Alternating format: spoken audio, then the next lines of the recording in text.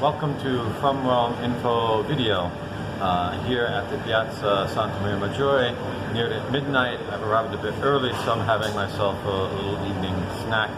I'm doing this broadcast for my English-speaking listeners and fans, since most of the video, nearly all the video today I've watched so far is for in Italian. And give you a little recap about what happened today. So at the Hotel Pineta Palace, Don Minutella came and led the rosary and had mass and a question and answers. And you may not know, but Don Minutella is the pastor of St. Don Bosco Parish at Palermo. And 2 years ago, he was expelled from his parish by the Bergoglian Bishop of Palermo, and he was subsequently excommunicated not only by his bishop but also by the Congregation for Clergy, which doesn't have the authority to excommunicate anyone. Both of them being Bergoglians, so neither have any authority. So he's become like a magnet for controversy in Italy. He's been attacked on all the major television channels, and a lot of clergy go after him because he's like the punching bag for Bergoglians. They go after him, and a lot of priests who do attack him do it because they feel guilty of their own position of supporting Bugnolo and naming him in the Mass. So after 2 years of apostolate, he has quite a following in Italy. It must be at least 25,000 who regularly listen to what he says, and probably a million who agree with him.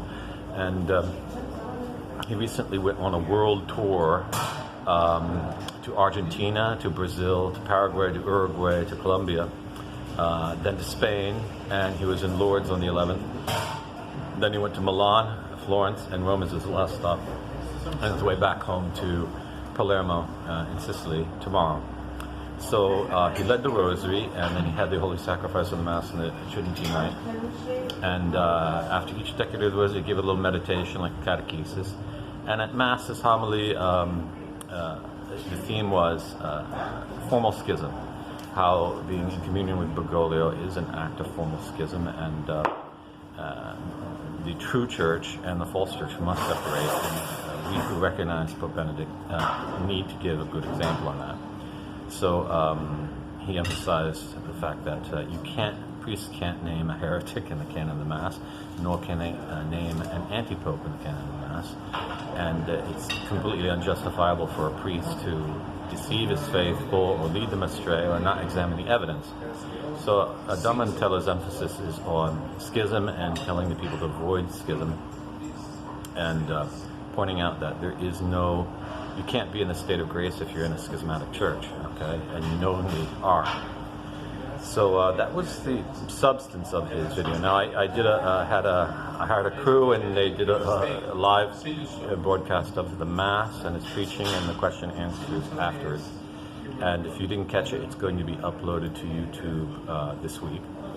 But it's in Italian again. And I'm going to try to do some summaries in the coming days at FromRome.info in English for the English speakers who don't understand Italian.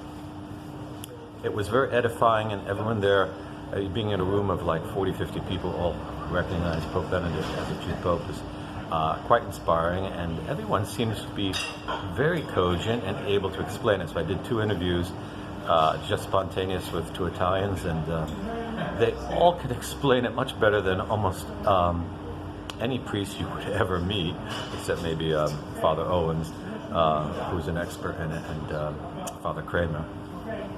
And some others, I'm quite sure name all of them who can talk about it, but they're very forthright, simple, faithful Catholics. This is what the law of the Church says, and some possibility that someone be a heretic and pope. So they're very common sense, and I met several of them who recognized Bugnolo as being a fake from the day he came out in the loggia and after the invalid conclave. So it was quite inspiring to see how people with simple faith can recognize the most profound things, that it takes people like me 6 years and lots of study of canon law to come to the same conclusion. So it was a very humbling experience and inspiring at the same time. And they were all eager to know about the international PPBXVI movement and how in the English-speaking world our approach is more on the point of canon law.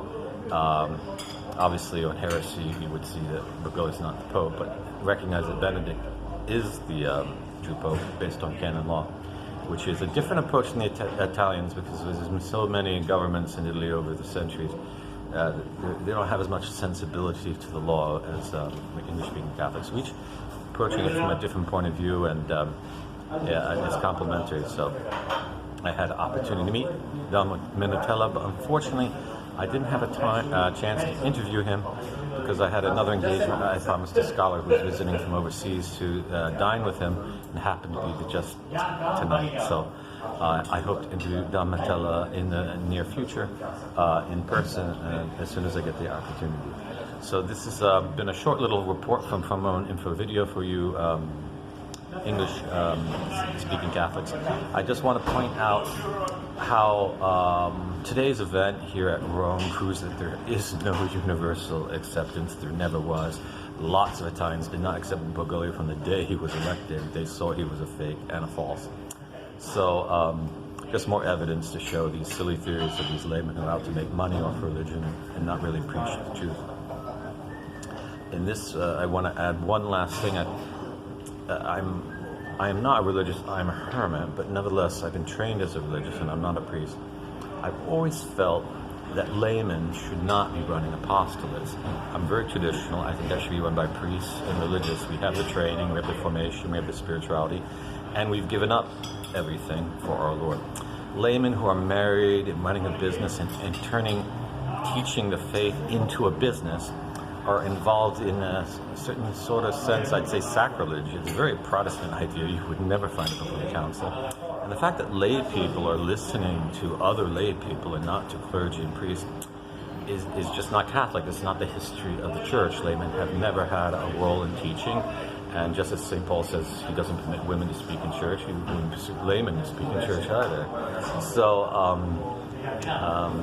I think this is something that we have to pay attention to. This is a current problem in the post-conciliar church, and we have to be very aware of what St. John the Apostle said in the book of Revelations, that when it comes to the time of the Antichrist, his allies are going to be the merchants, and the fathers of the church always point out that St. John the Cross is not talking about businessmen in particular. He's talking about people who seek or are in religion to make money. And that's a horrible vice for priests or religious.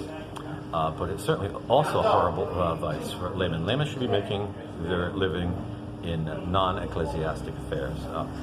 If they work for the church, they shouldn't be teaching in between, like doing accounting or taking care of buildings and stuff. It's for the clergy to teach, and it's for religious to give example and hand down the teaching of the saints and things like that. It's not for the laymen, because the laymen haven't passed through any kind of formation. They don't know how to distinguish between flesh and spirit. They are led by very strong passions, and they haven't renounced the world. They haven't renounced anything personal and made an extreme sacrifice for Christ. So how can they have any authority about what to do about the faith? And that's very important when teaching the faith, because as soon as you start teaching the faith, there come temptations, and it's only having had a strong formation, you know, hold straight path. So I think today, the example of Father Minutella, he's an absolutely excellent priest. He's a priest of the old school, as we kind of say. I don't know how he got through seminary, but that's the kind of leaders we need. We need solid priests. You priests who know Benedict's the Pope, you need to become apostles like Don Minutella. And the laymen need to, realize that they're not the leaders in the church, and they it's not for them to give an opinion about other people say. That's really talk about being arrogant.